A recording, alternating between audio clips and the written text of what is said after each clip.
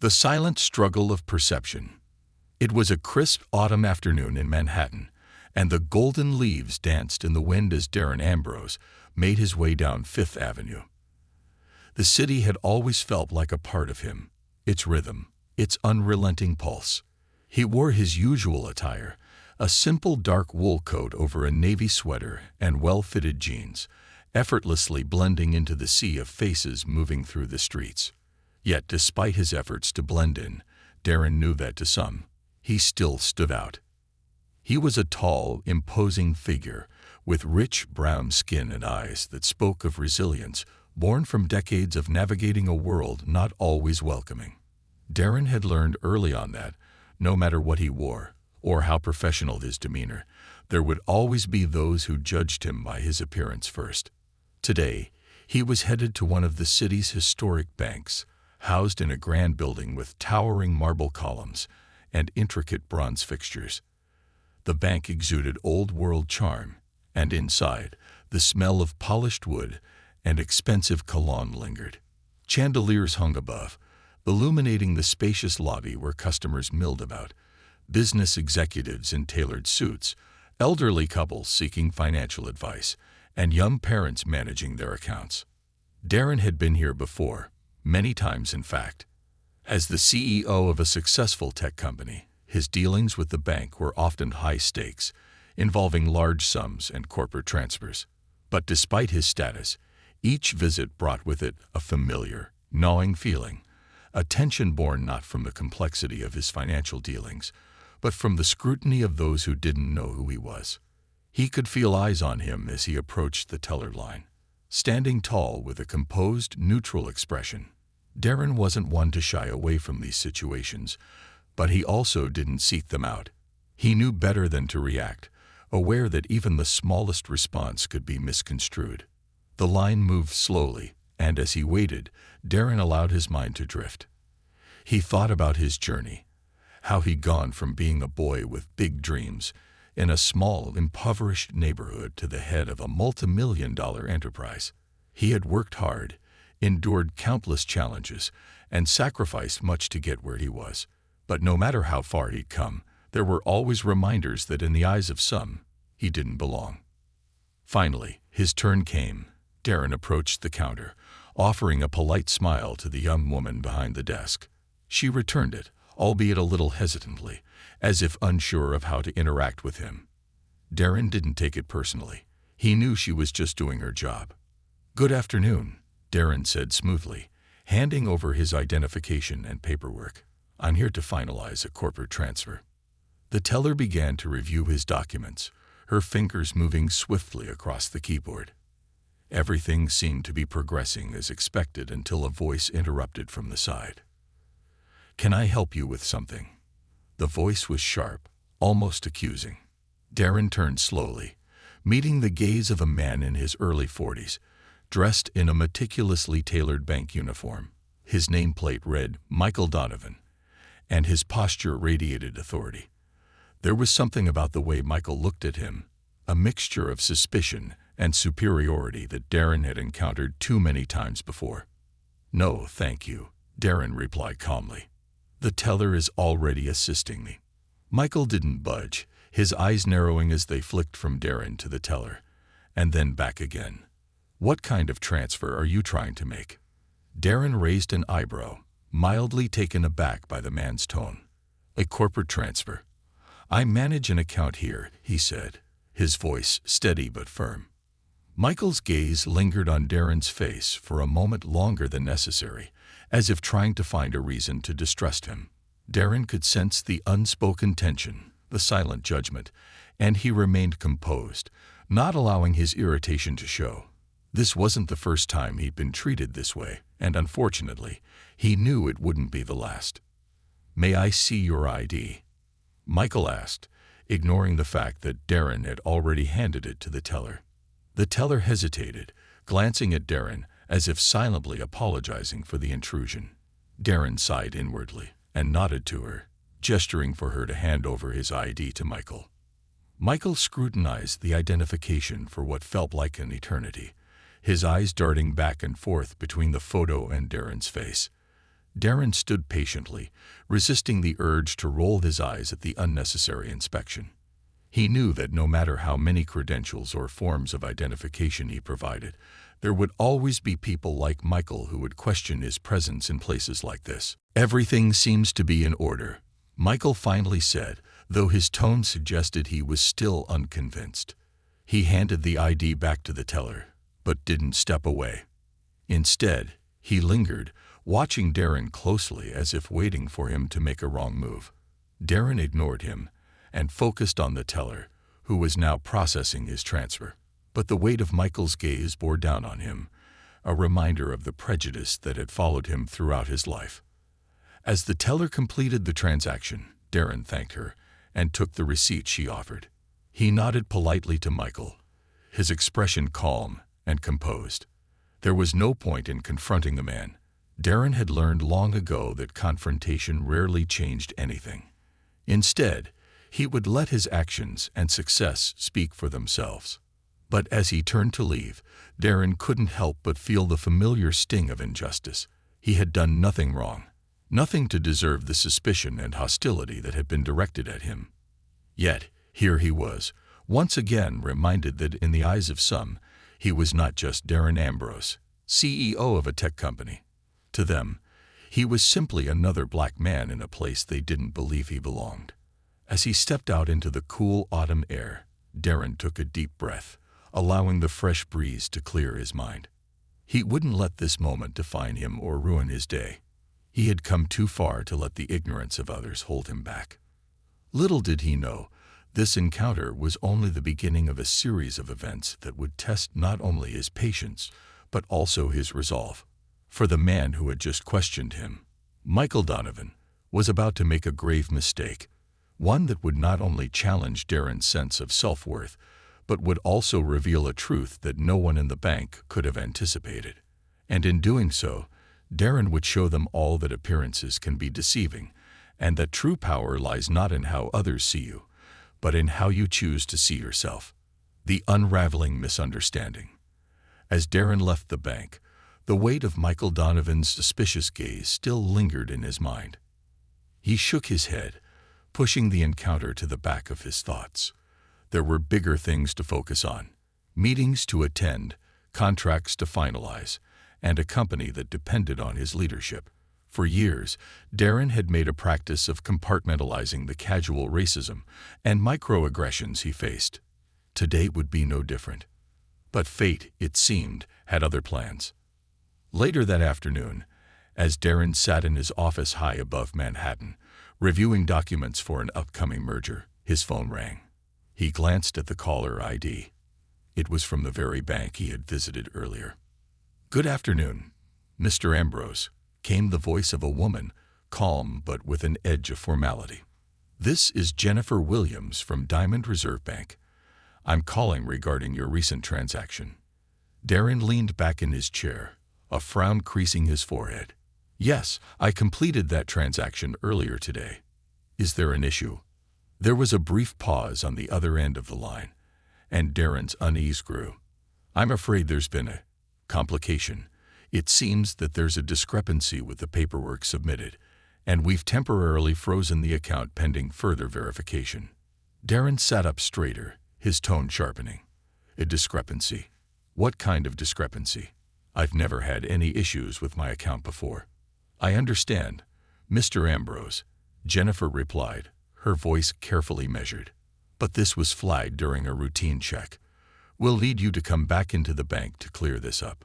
Darren clenched his jaw, the frustration from his earlier encounter with Michael Donovan creeping back. This couldn't be a coincidence. He was certain the so-called discrepancy was merely a pretext, an extension of the unfounded suspicion he had already faced. But Darren was not one to let these things slide. If they wanted to question him, he would meet them head-on, armed with the truth and the weight of his position. "I'll be there in an hour," Darren said curtly, before hanging up. When Darren arrived at the bank, the atmosphere felt different. As he stepped inside, there was a subtle shift in the way the staff regarded him. He noticed the guarded expressions, the whispered conversations as he approached the counter. It was as if they had already decided something about him before he even said a word. Jennifer Williams, a poised woman in her late 30s with sharp eyes and a no-nonsense demeanor, greeted him at the teller line. Her smile was professional, but it didn't reach her eyes. "Mr. Ambrose, thank you for coming in. If you follow me, we'll get this matter sorted out in no time," she said, gesturing for him to follow her into a back office. Darren followed, his mind racing with thoughts of what this complication could possibly be. He had been a client of this bank for years, handling millions in corporate transfers, all without issue. His business was thriving, and his accounts were meticulously managed. This was not a mistake. It was something else entirely. As they entered the small, windowless office, Darren noticed a familiar face. Michael Donovan was seated at the desk, his arms crossed, a smug expression playing across his features. Darren's stomach tightened. "Mr. Ambrose," Michael said, his tone still carrying that edge of distrust.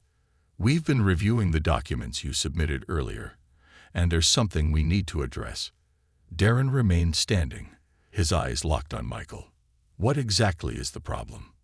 Michael slid a folder across the desk toward Darren. "We found some inconsistencies with your identification and the transfer request. As you know, we take potential fraud very seriously here." The word fraud hung in the air like a noxious cloud. Darren's fists clenched at his sides, but he kept his voice steady. "Inconsistencies? What are you talking about? I've used this bank for years without a single issue." Michael leaned back in his chair, his expression indifferent. "Well, to date is different. We've taken the necessary steps to safeguard the bank's interests until we can verify everything." Darren's mind raced. This was beyond the usual suspicion he faced. They were accusing him of something serious, something that could damage not only his reputation but his entire business. He knew he had to tread carefully, but he also knew that he couldn't let this go unanswered. "I can assure you," Darren began, his voice cool and firm, "there is no fraud. My documents are in order, and I've complied with every request this bank has ever made. You're making a mistake." Michael's smirk widened, as if he had been waiting for this confrontation. "We'll see about that. In the meantime, your account will remain frozen." Darren felt the heat rising in his chest, but before he could respond, Jennifer Williams, who had remained silent throughout the exchange, spoke up. "Mr. Donovan," she said softly, her eyes darting between the two men, "perhaps we should give Mr. Ambrose a chance to clarify the situation." Michael waved her off dismissively. "I'm handling this, Jennifer." But Darren was done playing the game. He leaned forward, placing his hands firmly on the desk. "I've been more than patient, but I won't tolerate baseless accusations. You can call my attorney, my accountant, and every business partner I've ever worked with. This is harassment, plain and simple." Michael's smug expression faltered for a moment, but he quickly recovered, leaning forward to meet Darren's gaze. "You can call it whatever you like, Mr. Ambrose. We're just following protocol." Darren stood up straight, his patience worn thin. "Then I suggest you follow your protocol very carefully, because if this continues, you'll be dealing with more than just me." Jennifer shifted uncomfortably in her seat, sensing the growing tension in the room. "Perhaps we can resolve this without further escalation," she suggested diplomatically. But Michael wasn't backing down. "We'll be in touch, Mr. Ambrose. For now, your account remains frozen. That's final." Darren stared at the man, his heart pounding with a mixture of anger and disbelief. He had worked too hard, built too much, to let someone like Michael Donovan tear it down with a few well-placed accusations. But he also knew that the system was not always designed to work in his favor. He had to be smart, calculated, and strategic. Without another word, Darren turned and walked out of the office, his mind already working through his next steps. This wasn't over, not by a long shot. As he exited the bank, Darren's phone buzzed in his pocket.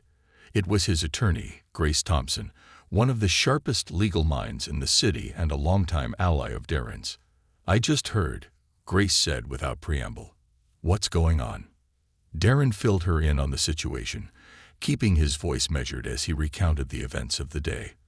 By the time he finished, Grace was already in full problem-solving mode. "Okay," she said, her tone brisk. "We're not going to let them push you around. First, I'll file a formal complaint with the bank's legal department. Then, I'll reach out to the media. They love a good story about corporate overreach, especially when it involves race. But we'll play it smart. I know some reporters who owe me a favor.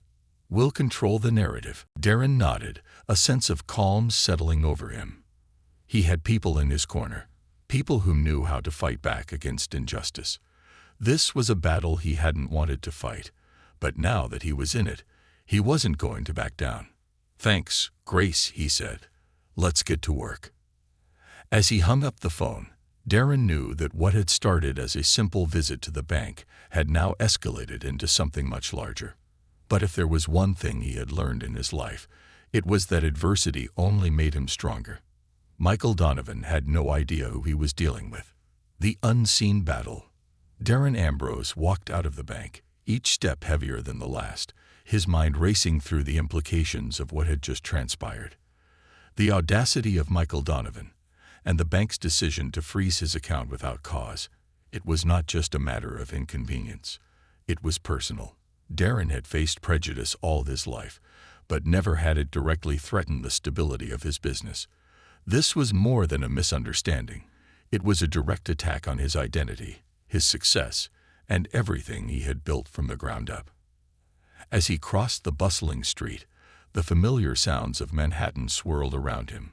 The hum of traffic, the distant chatter of people, the city's unrelenting rhythm.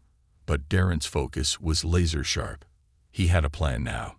He would not let this situation spiral out of control.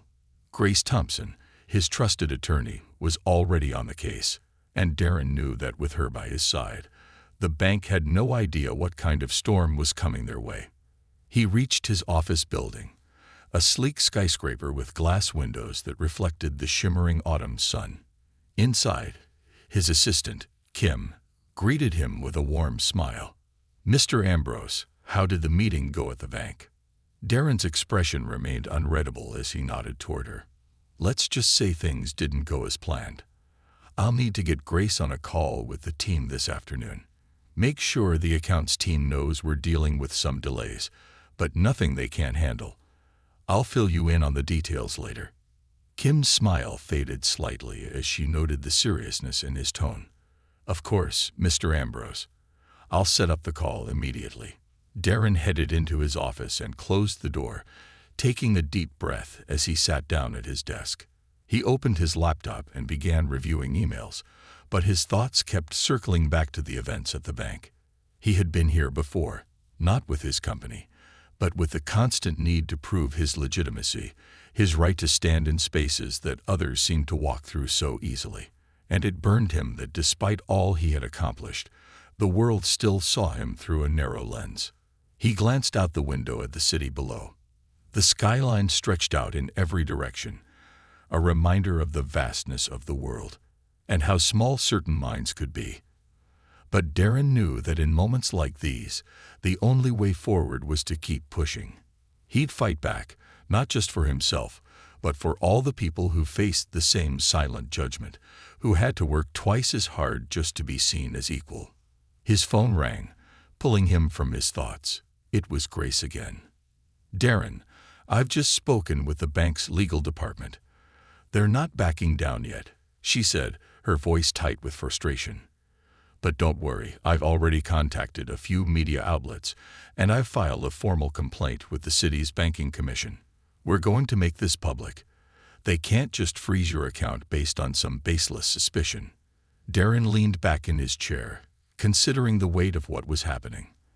"I know, Grace. I appreciate everything you're doing. This isn't just about the money. It's about how they think they can treat people like me." Grace's voice softened, though still sharp with determination. "Exactly. This is bigger than just this account. We'll expose them for what they've done, and who they've done it to." Darren nodded to himself, feeling the gears of his plan starting to turn. Let's get in front of this. I want to make sure we control the narrative.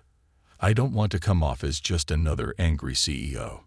We need to tell the story of why this keeps happening. Why people like Michael Donovan think they can question our legitimacy just because we don't fit into their preconceived notions. Grace was silent for a moment, then replied, "I'm on it. We'll craft the message carefully. I'll have a PR team get statements ready. But we'll move on this when the time is right." After the call, Darren sat quietly, staring out the window as the city continued to bustle around him. He thought of his father, a man who had raised him to never give up, to always believe in his potential no matter what barriers were thrown in his way.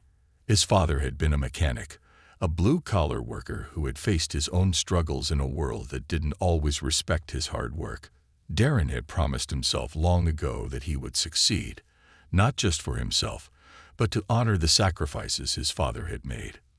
Over the next few days, Darren's legal and PR teams worked tirelessly behind the scenes, gathering evidence, drafting statements, and preparing for a potential media blitz.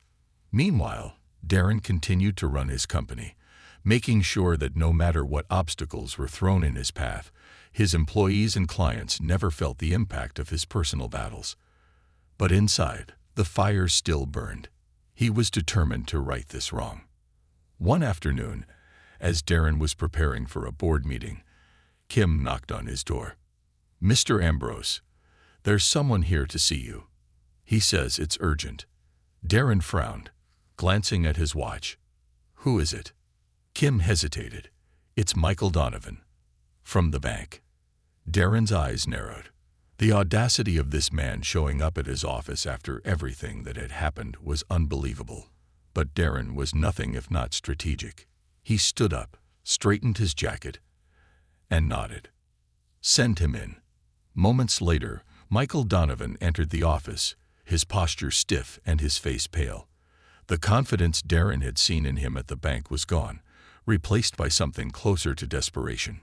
He glanced around Darren's office, taking in the view and the sleek modern furnishings, as if suddenly realizing just how far out of his depth he was. "Mr. Ambrose," Michael began, his voice faltering slightly, I wanted to come and speak with you personally. There's been a misunderstanding." Darren remained standing, his arms crossed as he stared down at the man who had caused so much unnecessary trouble. "A misunderstanding," he repeated, his tone cold. "That's quite a convenient way to describe what's happened, don't you think?" Michael swallowed hard, his eyes darting nervously. "Look, I didn't realize who you were. I was just following protocol." Darren raised an eyebrow, letting the silence stretch between them. "You didn't realize who I was," he repeated slowly. "What exactly does that mean, Mr. Donovan?" Michael floundered for words, but Darren didn't let him off the hook. "You didn't realize that I'm a successful CEO, or you didn't realize that a black man could possibly be someone worthy of respect in your eyes." Darren's voice was calm but carried the weight of years of pent-up frustration. "Tell me, what was it about me that made you think fraud was a logical conclusion?" Michael opened his mouth to speak but closed it again, clearly struggling to find an answer. "Let me guess," Darren continued. "It wasn't the ID I provided, or the account history, or even the documentation I submitted. No, it was something else entirely, wasn't it?" Michael stood there, defeated. He had no defense. "I came here because I want to make this right," Michael finally said, his voice barely above a whisper.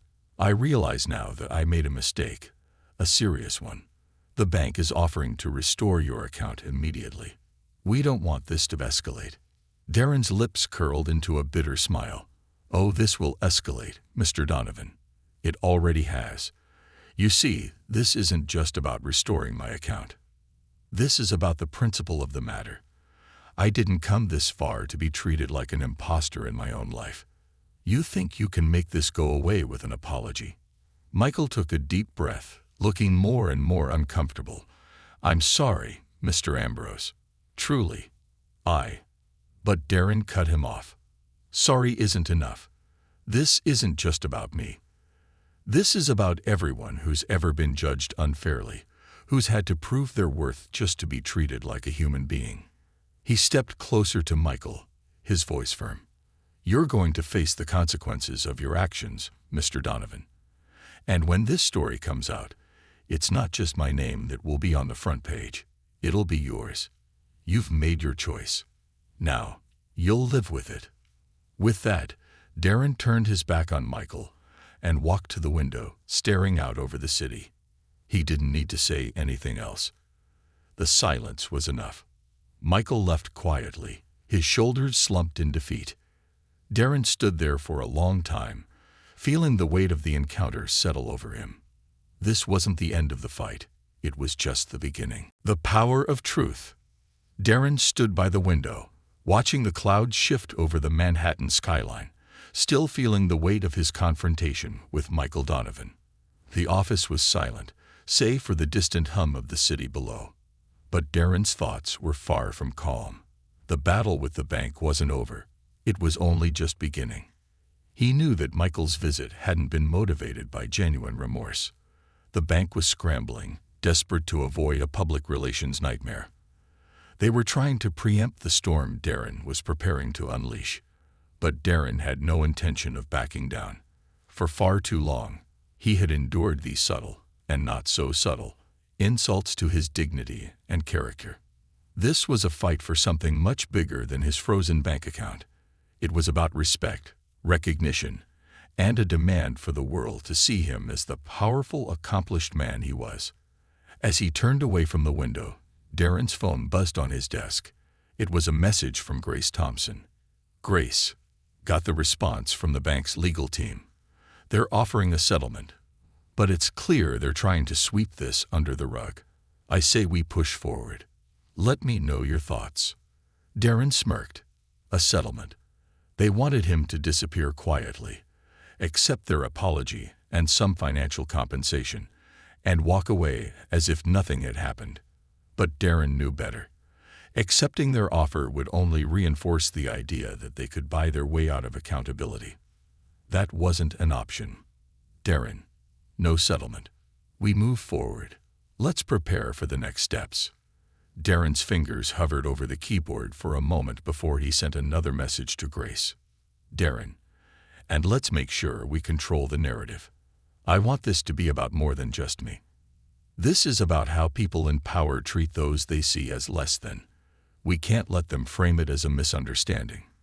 This is systemic, and it needs to be exposed. He hit send and leaned back in his chair, exhaling deeply. Darren wasn't just fighting for himself. He was fighting for everyone who had ever been judged unfairly, for everyone who had ever been dismissed based on the color of their skin or the assumptions of those in power. This was about dismantling the silent prejudices that still infected institutions like the one he had encountered. Moments later, Kim knocked softly on the door and stepped into the office. "Mr. Ambrose, the team is ready for the call with Grace and the PR consultants. They're waiting in the conference room," she said. Darren nodded and stood up, straightening his suit jacket. "Thank you, Kim. Let's get to it." In the conference room, Darren sat at the head of the long, polished table, surrounded by his core team. Grace appeared on the large screen at the far end, her expression resolute. Next to her were two members of the PR firm Darren had hired to help manage the fallout. "Thank you all for joining," Darren began, his tone measured but firm. "As you know, this situation with Diamond Reserve Bank has escalated beyond a simple account dispute. It's now about the larger implications of what their actions represent. I won't accept their settlement offer, and I won't let them control the narrative. We're taking this public, but we're doing it on our terms." Grace nodded, her eyes sharp behind her glasses. "I've spoken with a few media outlets, and they're already interested in the story. They're framing it as a case of racial profiling at a prestigious bank, which is exactly what we need. But we have to be careful with the timing. We want to make sure we have all the facts lined up before we go to the press." Darren leaned forward, steepling his fingers. "Agreed. I want this to be rock solid. No room for them to spin this as a misunderstanding or a minor error. They need to be held accountable. One of the PR consultants, a young woman named Alicia, spoke up next. "Mr. Ambrose, we're drafting a public statement for you to release when the time comes. It will outline the facts, but we also want to weave in your personal story. This isn't just about the bank's actions. It's about what those actions represent for successful Black professionals across the country. We need to show the broader context of systemic bias." Darren nodded thoughtfully. "I like that. This isn't just about me. It's about everyone who has ever faced the same kind of treatment, regardless of their success or status. We need to highlight that." Grace cut in. "We also need to be prepared for their counterattack. They're going to try and discredit you, maybe even dig into your personal life or business dealings. We'll be ready for that. The key is transparency. We can't give them any ammunition." Darren appreciated Grace's straightforwardness. She had always been a realist, and she was right. This fight would get ugly before it got better, but Darren was ready for it. He had spent his entire life proving his worth in a world that constantly questioned it. This was just one more battle, and one that could make a difference far beyond himself. "Let them try," Darren said quietly, his voice steady. "I have nothing to hide." Over the next few days, the plan began to take shape. Darren and his team worked tirelessly, preparing the documentation, gathering witness statements, and carefully crafting the narrative they would present to the public. Grace's legal team was thorough, ensuring that every detail of Darren's interaction with the bank was meticulously recorded and ready to be released when the time was right. But as the pieces fell into place, Darren couldn't help but reflect on the deeper meaning of this fight. It wasn't just about a single instance of racial profiling. It was about the ongoing struggle for equity and justice in a world that still, even in the 21st century, failed to treat all people equally. Darren had achieved success, wealth, and recognition, but he knew that didn't shield him from the biases that ran deep in society. One evening, after another long day of meetings and strategy sessions, Darren found himself sitting in his apartment, staring out at the city lights. The weight of the fight ahead pressed down on him, but alongside that weight was a growing sense of purpose. He thought about the people who would hear his story, the young Black professionals, the entrepreneurs who, like him, had faced unjust scrutiny simply for daring to succeed in spaces that weren't built for them. Darren's thoughts drifted back to his father.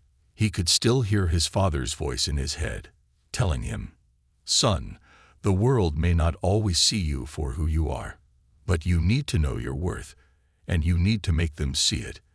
Don't ever let them take that from you." His father had been a man of few words, but those words had shaped Darren's life. They had carried him through every challenge, every setback, and every victory. And now they carried him through this battle. Darren stood up from the couch and walked over to the window, his reflection staring back at him against the backdrop of the city. He was ready to take this fight to the next level, to stand up not just for himself, but for everyone who had been silenced, dismissed, or questioned simply because they didn't fit into the narrow boxes society had created for them. He took a deep breath and whispered to himself, "Let them see who I really am." The next morning, as Darren arrived at his office, Kim greeted him with an excited expression. "Mr. Ambrose, you won't believe this," she said, holding up her phone. "It's already trending." Darren raised an eyebrow. "What's trending?" Kim handed him her phone, and as Darren scanned the screen, he saw headlines from several major news outlets, all reporting on a developing story. CEO accuses prestigious bank of racial profiling in high-profile dispute. The story had broken sooner than he expected. Darren's phone began to buzz with notifications, messages from colleagues, reporters, and business partners. He looked at Kim, a small smile forming on his face. "It's starting," he said quietly. Kim nodded, her eyes wide with excitement. "And it looks like the world is finally listening." Darren took a deep breath and exhaled slowly.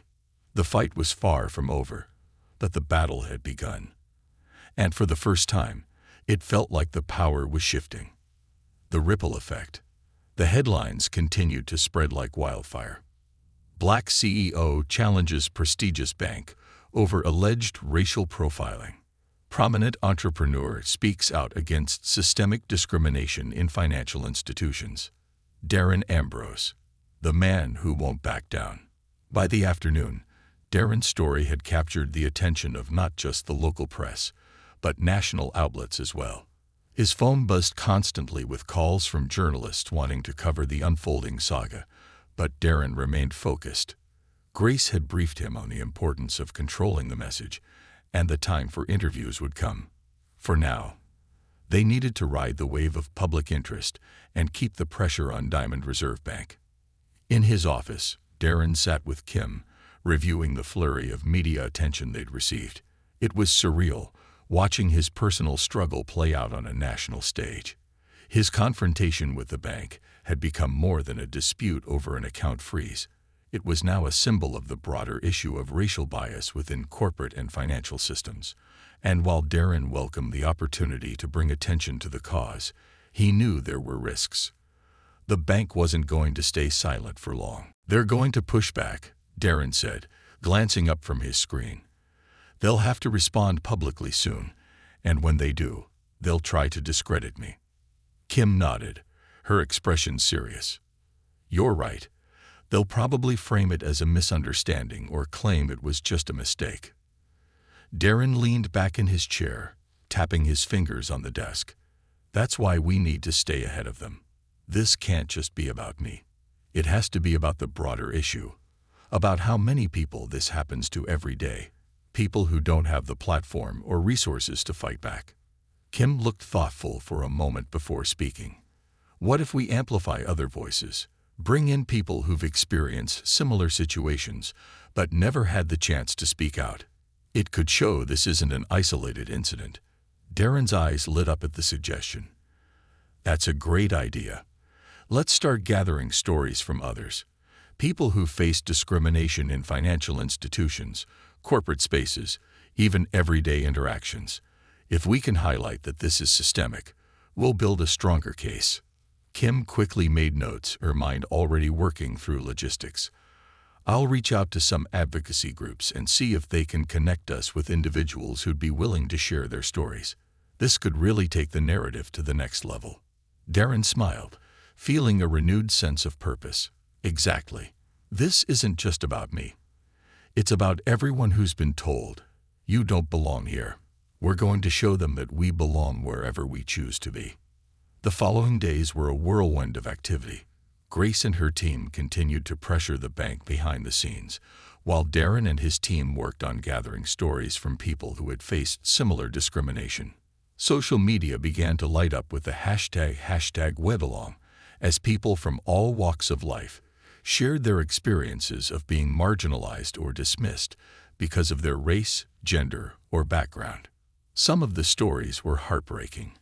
Tales of individuals who had been denied loans, passed over for promotions, or harassed in public places for no reason other than the color of their skin. Darren read each one, feeling both anger and resolve growing inside him. He wasn't just fighting for his own justice anymore. He was fighting for every person who had ever been made to feel less than. One story, in particular, caught his attention. It came from a young woman named Ava, who had applied for a small business loan to open her own bakery. Despite her excellent credit and a solid business plan, she had been denied the loan multiple times, only to later discover that her application had been flagged as high risk, simply because she was a black woman with no prior business ownership experience. The rejection had crushed her dream of entrepreneurship, and she had struggled for years to rebuild her confidence. Darren reached out to Ava personally, inviting her to share her story in a video interview. She was hesitant at first, not wanting to relive the pain of her rejection, but after some encouragement from Darren and his team, she agreed. Her story, along with several others, was featured in a powerful video campaign titled "Invisible Barriers: Stories of Discrimination in Corporate America." The campaign quickly gained traction, with thousands of views and shares across social media platforms. Meanwhile, The bank's silence continued, but Darren knew they couldn't stay quiet forever. The pressure was building, and public sentiment was overwhelmingly in his favor, but Darren was prepared for the inevitable backlash. A few days later, Grace called with news. "They've responded," she said, her voice calm but with an edge of anticipation. "Diamond Reserve Bank has issued a public statement." Darren immediately pulled up the statement on his laptop. The bank's response was carefully worded, full of corporate jargon designed to downplay the severity of the situation. They claimed that Darren's account freeze had been the result of a routine security protocol, that there had been no intention to target him based on race or background, and that the issue had been quickly resolved once additional documentation was provided. Darren felt his blood boil as he read the final lines. "We value all our clients and are committed to ensuring that all transactions are handled with the utmost professionalism. We regret any inconvenience caused and are reviewing our internal processes to prevent future occurrences." It was a classic non-apology, shifting the blame to internal processes rather than acknowledging the systemic bias that had fueled the entire situation. Darren could already see the headlines. "Bank denies racial bias, cites routine security checks." Grace sighed on the other end of the line. "I expected something like this. They're trying to downplay it and shift the narrative away from race." Darren closed his laptop, his jaw tight. "They're hoping this will blow over. They think they can brush this aside as a misunderstanding." "Well," Grace said with a steely edge in her voice, "they're wrong." Darren smiled at her determination. "Yes, they are. Let's release our next statement. We'll respond point by point, but we'll also keep the focus on the larger issue. This isn't just about me. It's about a pattern of discrimination that's deeply embedded in their institution." Grace agreed, and within hours, Darren's team had released a detailed rebuttal. The statement outlined the timeline of events, directly countering the bank's claims and providing clear evidence that the account freeze had been motivated by bias, not routine protocol. But more importantly, Darren's response expanded the conversation beyond his own experience, highlighting the many others who had faced similar discrimination. He framed it as part of a systemic problem, one that wouldn't be solved with a vague apology or a superficial review of internal processes. The response was powerful, and the public reaction was swift. Support for Darren grew with celebrities, activists, and public figures joining the conversation and sharing the #WedAlong campaign. It wasn't just about one man's fight against a bank anymore. It was about a movement to dismantle the invisible barriers that held so many people back. As the days passed, Darren's office became a hub of activity. The media requests poured in, and Darren began scheduling interviews with major networks and newspapers. He was careful in his approach, always bringing the conversation back to the broader issues at hand. He didn't want to be seen as just another CEO complaining about an inconvenience. He wanted to shine a light on the ways in which systemic racism operated in corporate and financial spaces, often unseen and unchallenged. Then, one morning, just as Darren was preparing for another interview, Grace called again. This time, her voice had a different tone. "Darren, you're not going to believe this," she said, excitement bubbling in her words. "We've just received a formal apology letter from the CEO of Diamond Reserve Bank." Darren blinked, surprised. "An apology? From the CEO?" Grace laughed. "Yes, it looks like the public pressure finally got to them. The CEO himself is offering a public apology and wants to meet with you personally to discuss how they can make amends." Darren sat back in his chair, a slow smile spreading across his face. He had expected the bank to fight harder, but the overwhelming public support for his cause had forced their hand. "What do you think?" Darren asked. "Is this just damage control, or do you think they're serious?" Grace's voice was cautious but optimistic. "It could be both. But I think this is a real opportunity, Darren. If the CEO is willing to meet, we can push for real change, not just a token gesture." Darren nodded thoughtfully. "All right, let's meet with him. But we're not walking away with just an apology. I want to see actual commitments, changes in their policies, diversity training for their staff, and more accountability in how they handle these kinds of situations. Grace agreed. We'll make sure they follow through. As Darren hung up the phone, he felt a sense of victory, but also a deeper sense of responsibility. This was more than just a win for him. It was a chance to make lasting change, to ensure that no one else would have to endure what he had. The ripple effect of his fight was growing, and Darren was determined to see it through to the end. Turning the tide. Darren sat in the waiting room of Diamond Reserve Bank's corporate headquarters, the very heart of the institution that had become the symbol of a much larger fight. The room was immaculate. White marble floors, towering glass windows that overlooked the city, and the quiet hum of air conditioning that created a stark contrast to the chaotic energy of Manhattan outside. It was a pristine facade, polished to perfection, much like the corporate image the bank had tried to maintain throughout the scandal. But Darren knew better than anyone that appearances were deceiving. As he sat, he reflected on how far he'd come since that fateful day when he'd first walked into the bank, unaware of the storm that was about to unfold. Now, just weeks later, he was about to meet with the CEO of Diamond Reserve Bank, a man who had likely never expected to be in this position, apologizing not only for a single account freeze, but for the systemic biases his institution had perpetuated for years. His thoughts were interrupted when a sleek wooden door opened, and a young woman in a tailored suit stepped out. "Mr. Ambrose, the CEO is ready to see you now." Darren stood, straightened his jacket, and followed her into the spacious conference room. Inside, the CEO of Diamond Reserve Bank, Robert Langston, stood by a large window, his back turned as he looked out over the skyline. He was an older man, in his mid-60s, with silver hair and the kind of posture that spoke of decades of wielding power in boardrooms. As Darren entered, Langston turned, offering a polite but reserved smile. "Mr. Ambrose," Langston said, extending his hand. "Thank you for agreeing to meet with me." Darren shook his hand, noting the subtle tension in the older man's grip. "Mr. Langston, I appreciate the invitation, though I'm sure we both know this meeting was inevitable." Langston gestured toward the large conference table in the center of the room. "Please, have a seat. I'm sure we have much to discuss." As they sat across from each other, the room felt thick with the weight of unspoken tension. Darren wasn't here to exchange pleasantries. He was here for something far more important, real change. "I'll get straight to the point," Darren began, his voice steady but firm. "The apology is appreciated, but words aren't enough.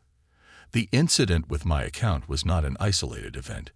It was a reflection of a deeper issue that your institution, and many others like it, have allowed to persist for far too long.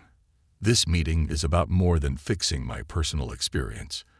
It's about addressing the root of the problem." Langston leaned forward slightly, his face creased with concern. "I agree, Mr. Ambrose. This has been a wake-up call for us. We've already initiated an internal review of our policies and procedures, and I assure you, changes are coming." Darren raised an eyebrow, unimpressed. "Policies and procedures alone won't fix this. We both know that implicit bias can't be regulated out of existence with paperwork. What I'm looking for are concrete actions, commitments that show you're serious about addressing the cultural issues within your institution." Langston sighed, clearly uncomfortable with the directness of Darren's demands. "And what exactly do you propose?" Darren didn't hesitate. He had come prepared. "First, I want to see mandatory diversity and bias training implemented across all levels of your staff, from the tellers to the executive team. That includes real accountability for employees who engage in discriminatory behavior. No more slaps on the wrist." Langston nodded slowly, clearly expecting this request. "That's something we're willing to consider. What else?" Darren leaned in. "Second, I want to see a commitment to diversifying your leadership team. As it stands, your board of directors and executive team are overwhelmingly homogeneous.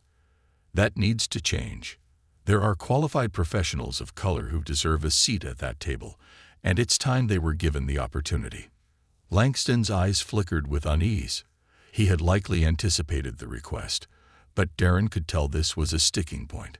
Changing the composition of the leadership team meant shaking up the very foundation of power within the bank, something Langston was not likely to do without resistance. "That's a more complicated matter," Langston said carefully. "Our board appointments are based on experience and merit, not race." Darren finished for him, his voice sharp. "I understand that. But the lack of diversity in your leadership speaks volumes about who is being considered for those opportunities.